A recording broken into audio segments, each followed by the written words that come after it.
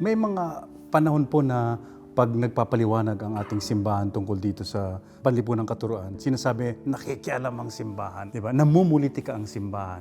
Ano po ang sasabihin niyo? Pwede nating sabihin nakikialam, pero ang pakikialam ay upang makatulong sa paghuhubog ng isang mas makatao na lipunan.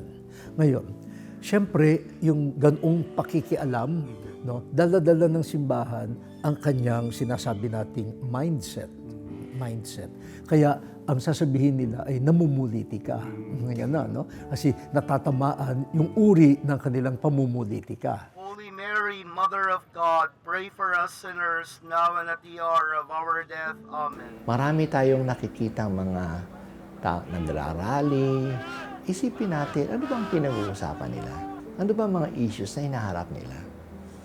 Kasi yung iba sa atin, ay nanggugulo lang yan. May mga mahalagang issues sa lipunan na alamin natin. Tulad ng land reform, tulad ng pagpapalayas, demolisyon, tulad ng pagmingina, pati na sa mga workers, kaya may mga strikes yung mga workers. So may pinagtatanggol yan. No? Baka naman may karapatan sila na ipagtanggol. No? So yan po dapat nating tingnan. Sabihin nila, pang-spiritual kayo. Kaya nga ang tawag ay Catholic Social Teaching. Yung spiritual na turo ay para sa pagbabago, pagpapaganap ng tao at ng lipunan. Oo.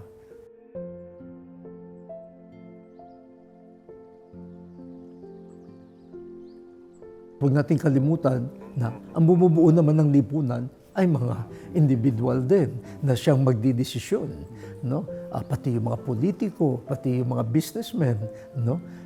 Ibiruin mo kung bawat isa ay magiging bago ang kanilang pag-iisip, ang kanilang values, ang kanilang estilo ng buhay, ang kanilang mga patakaran dahil sa salita ng Diyos, makaka-epekto sila sa paggawa ng mga reglamento, yung mga polisiya, pati yung mga style ng paggagawa ng business at ng style ng pagpupolitika. Kaya importante yun eh. Kailangan natin alam ang Catholic Social Teaching. Hindi natin may isa sa buhay kung hindi natin alam. No? Kaya dapat alamin. At marami ng paraan. Tinuturo niya sa simbahan, tinuturo niya sa mga schools natin. Pwede natin mabasa yan. May compendium of the Catholic Social Teaching. No? Na talagang alamin natin paano may isa sa buhay. Ang pananampalataya raw ay hindi lamang para sa personal o individual na pamumuhay. Dapat ito raw ay may epekto rin sa lipunan. Tuwing nakikiramay tayo sa ating kapwa, lumilika rin tayo ng isang lipunan na makatao at kawangis ng Diyos. Sabi nga po ni Pope Francis dati, ang pananampalataya raw natin ay hindi isang museum piece, hindi isang bahagi lang ng lifestyle na ginagawa natin, kundi ito ay isang buhay ng misyon, ng pagtataya.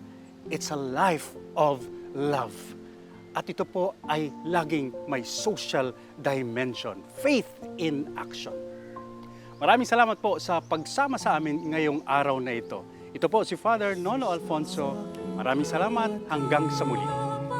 Putikin man ang iyong sabi, punit-punit ang iyong dami, nawa ika'y mapasa akin, tulutan mong aking mata, mamulat sa katotohanan, ikaw po makikilala sa taong mapagkumbaba.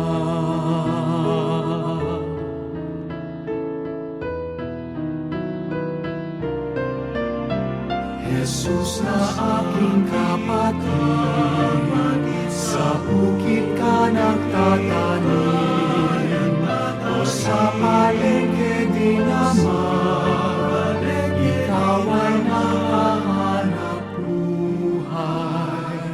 Tulutan mong aking mata, mamulat sa katotohanan, ikaw po ang makikilala